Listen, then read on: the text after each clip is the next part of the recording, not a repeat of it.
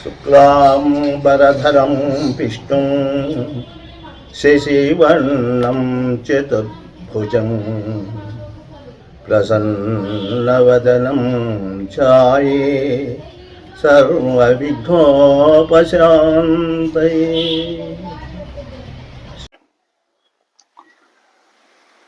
ప్రేక్షక శ్రోతక మహాశైలకు అభివందనములు. పోయిన ఎపిసోడ్లో మనము గ్రహాలు, ఆ గ్రహాలకు మిత్రత్వము, శత్రుత్వము, సమత్వము, సమశత్రుత్వము, ఇటువంటి విషయాలన్నీ కూడా ముందుగానే మనం తెలుసుకున్నాము. ఇప్పుడు ఈ గ్రహాలకు, ఈ గ్రహకూటానికి గుణాలు ఎన్ని ఉంటాయి, ఈ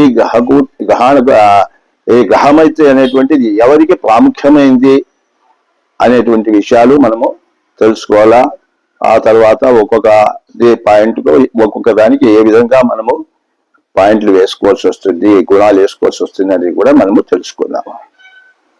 ఇప్పుడు ఈ గ్రహమైత్రి అనేది బ్రాహ్మణులకు చాలా ముఖ్యమైనదన్నమాట.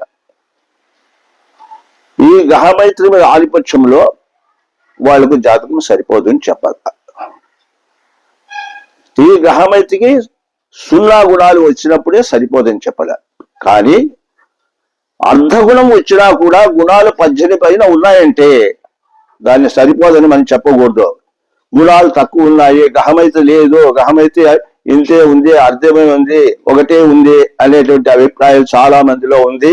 ఆ అభిప్రాయాలను పోగొట్టుకొని సంబంధాలను చెట్టుపుట్టుకోకుండా మనము కుదుర్చుకునేటువంటి పద్ధతిలో మనము అనుసరిస్తే మనం కార్యాలు శుభంగా నెరవేర్చుకోవచ్చు అన్నమాట. ఇది నా దగ్గరికి చాలా మంది ఈ విషయాన్ని గురించి అడిగినారు. అడిగినప్పట్లో చెప్పినాను, అయ్యా ఏదైనా శత్రుత్వం ఉంటే దానికి సరిపోదు, అంతేగాని అర్థం ఉంది, ఇది గ్రహమైత్రం లేదు అని తోసేయకూడదు. అర్థమున్నా, 1 ఉన్నా, 3 ఉన్నా లక్షణంగా చేసుకోవచ్చు అని వాళ్ళకు చెప్పినాను. ఇది కూడా శ్రోతలందరూ, ప్రజలందరూ గ్రహించుకొని మీరు మీ యొక్క శుభకార్యాల్లో నెరవేర్చుకోవాల్సి వస్తుంది. సరే, ఇప్పుడు దీనికి గుణాలు ఎట్లా వేయబలా అనేది మీకు తెలియజేస్తాను. ఇక్కడ వచ్చేసి ఏకేశ ఉభయమిత్రయో శరమిత అన్నాడు. ఏకేశ అంటే ఒకే అధిపతులైనా లేదా ఉభయులు మిత్రులైనా, ఇద్దరు మిత్రులైతే 5 గుణాలు వేసుకోవలసి వస్తుంది. ఏకేశ ఉభయమిత్రయో శరమిత. అర్ధం సమారాతికే, సముడు శత్రువు అయితే అర్ధగుణము వేసుకోవాల్సి వస్తుంది.